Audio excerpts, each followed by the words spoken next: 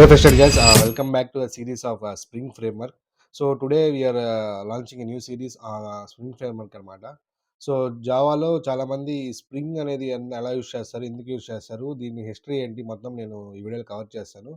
So channel కొత్తగా వచ్చిన వాళ్ళైతే మన ఛానల్ వెంటనే సబ్స్క్రైబ్ చేసుకోండి అండ్ మీ ఫ్రెండ్స్కి కూడా షేర్ చేసేయండి. నేను క్లియర్గా డీటెయిల్గా నేను స్ప్రింగ్ అనేది మొత్తం కవర్ చేస్తాను ఎవ్రీ వీడియో. అండ్ మీరు కాన్సంట్రేటెడ్‌గా, కన్సిస్టెంట్‌గా వింటే it will be more useful for you. So today's agenda is what is Spring and why it is used and history of Spring framework and real life example కూడా ఒకటి చెప్తాను. మీకు కొంచెం అర్థమవుతుంది. సో లేట్ చేయకుండా let's go into the video. So Spring framework అంటే ఏంటి? So Spring framework అంటే నార్మల్‌గా స్ప్రింగ్ ఫ్రేమ్‌వర్క్ అంటే ఇది ఒక light weight open source framework అనమాట. అంటే నువ్వు జావా అప్లికేషన్స్ డెవలప్ చేయాలంటే నీ ఒక ఓపెన్ సోర్స్ కావాలి. ఒక ఓపెన్ సోర్స్ ఫ్రేమ్‌వర్క్ అనేది కావాలి. సో ఫర్ దట్ పర్పస్ ఈ స్ప్రింగ్ ఫ్రేమ్‌వర్క్ అనేది ఇంట్రొడ్యూస్ చేశారు. సో ఇది ఒక కంటైనర్ లాగా వర్క్ చేస్తుందనమాట. అంటే మనం ఒక జావాలో ఆబ్జెక్ట్స్ క్రియేట్ చేయకుండా స్ప్రింగ్ ఇట్‌సెల్ఫ్ క్రియేట్ చేసి, మేనేజ్ చేసి ఎక్కడ యూజ్ అవ్వాలో అక్కడ సప్లై చేస్తుందనమాట. సో ఇప్పుడు నార్మల్‌గా నువ్వు జావాలో ఏమైనా అప్లికేషన్స్ డెవలప్ చేయాలంటే నువ్వు ఆబ్జెక్ట్స్ క్రియేట్ చేసి చాలా ఉంటాయనమాట. సో అదంతా ఆబ్జెక్ట్స్ క్రియేట్ చేయకుండానే స్ప్రింగ్ అనేది ఆటోమేటిక్‌గా క్రియేట్ చేసి, మేనేజ్ చేసి ఎక్కడ యూజ్ చేయాలో అక్కడ యూజ్ చేసుకుందనమాట. So for that purpose spring framework అనేది మనం యూజ్ చేస్తాం. సో నెక్స్ట్ ఎందుకు యూజ్ చేస్తాం? Why it is used? Why spring framework is used? So నార్మల్‌గా జావాలో మనం క్లాసెస్ క్రియేట్ చేస్తాం. లైక్ క్లాసెస్ క్రియేట్ చేసి ఆబ్జెక్ట్స్ న్యూ కీవర్డ్‌తో ఇనిషియేట్ చేస్తాం గదా!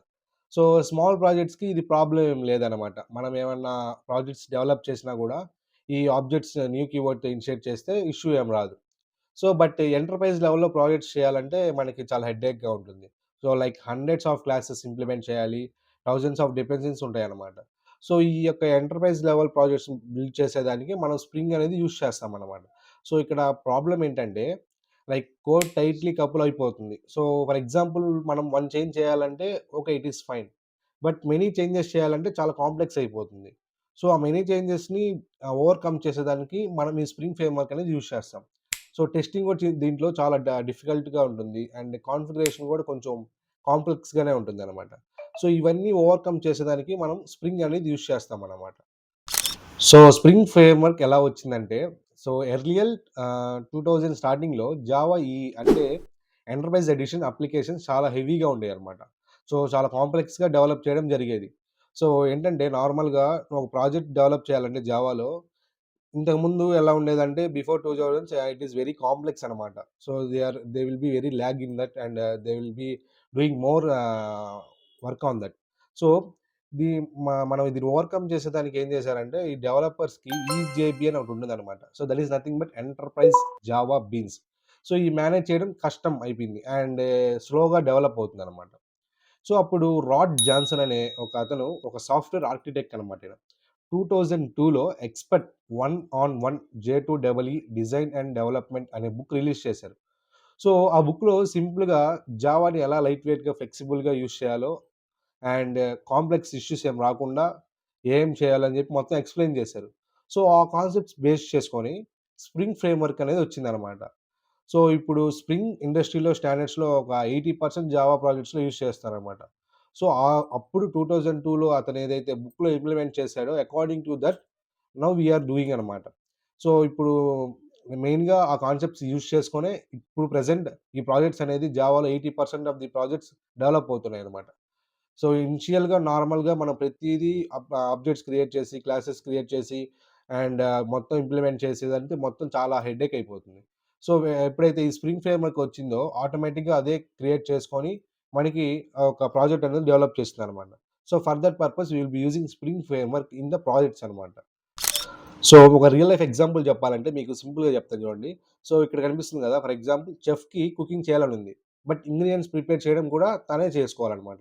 సో, ఇంగ్రీడియెంట్స్ తనే ప్రిపేర్ చేసుకొని, కుకింగ్ తనే చేసుకొని ఇదంతా టైమ్ వేస్ట్ ప్రాసెస్ అనమాట.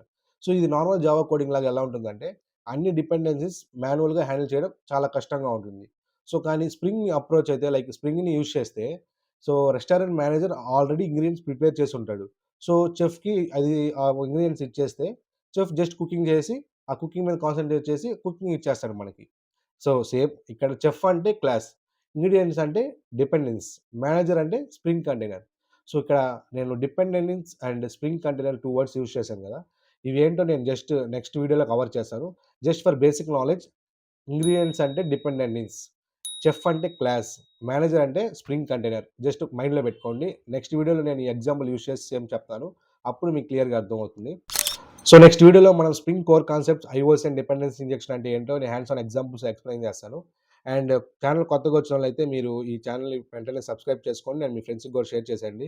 ఖచ్చితంగా మీరు ఈ యొక్క సీరీస్ గాని నేర్చుకుంటే ఆఫ్టర్ ద సీరీస్ మీకు స్ప్రింగ్ మీద కొంచెం కొంచెం కాదు, ఒక డీటెయిల్డ్ నాలెడ్జ్ అనేది వచ్చేస్తుంది. And see you in the next one.